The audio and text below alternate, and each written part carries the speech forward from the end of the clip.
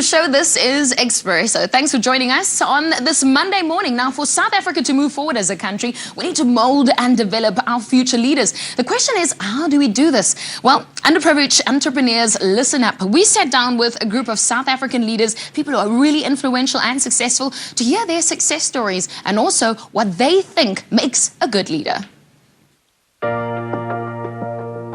A wise man once said, if your actions inspire others to dream more, learn more and become more, you are a leader. But how do you become a great leader?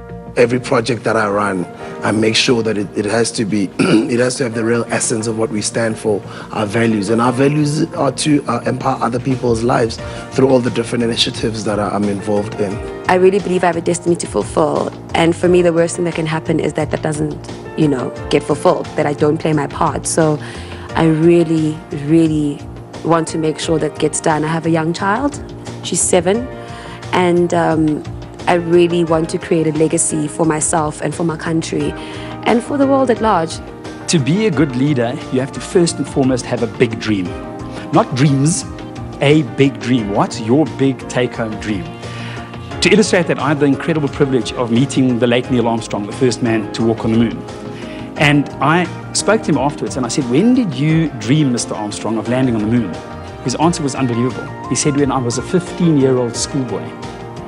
NASA, I don't think, was even thinking about it at that point. So first is the dream. Then you set the goals against a backdrop of a time frame. For you to be a good leader, some of the things that I've been able to learn through my experiences of working with amazing business leaders and mentorship coaches and spiritual leaders is they understand the power of knowledge. They understand the power of the circles that you keep. They understand that leading is not about yourself, but it's about the people. And they understand the value of teamwork. Who leads not to be seen as great, but to make whoever they're leading great as well. It's not about you. It's not about how much you've earned. It's not about how great people thought you were. It's about how great you made the people you were leading become, and the type of people you led, the type of leaders they became, and the type of leaders they created. It's important to nurture and develop leaders, because without leaders, they're the visionaries. And a real true leader, by the way, has the dream or the vision. But a real true leader empowers a person that's a follower to believe in themselves enough to become a leader. Leadership summits across the world stress the importance of developing good leaders. But often, good leadership comes from the heart, from wanting to build others up and to create a brighter future. I think it's important because we don't know what's going to happen in the future. We don't know what's going to happen in South Africa in 5 years' time. That's the reason why that's our vision is Leadership 2020. Everybody's complaining about the current leadership, but nobody's doing anything about it. But we are. Why is it that everybody's complaining about the state of education in South Africa and saying, hey, why are kids passing at 33% and so forth?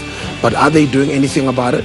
A lot of us can make South Africa better, especially people who are in positions of influence. It doesn't matter where you are. I come from the entertainment space, but I'm running a leadership company. It doesn't matter. You don't even have to be an entertainer or be rich. Just an ordinary person just playing a role. Mandela left us with a beautiful legacy. We can't only practice it on the 18th of July. South Africa is a country full of potential leaders. All it takes is a bit of courage and the desire to make tomorrow better.